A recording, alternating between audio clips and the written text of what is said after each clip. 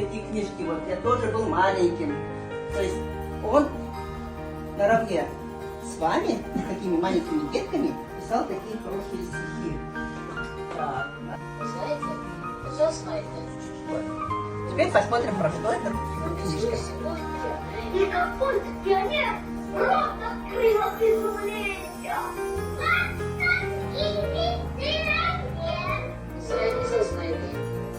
Не беспокойся, сказал старый заяц. Мы уходим. Завтра утром капусты мне принесите, да побольше. Ой, бессовестный ты, такие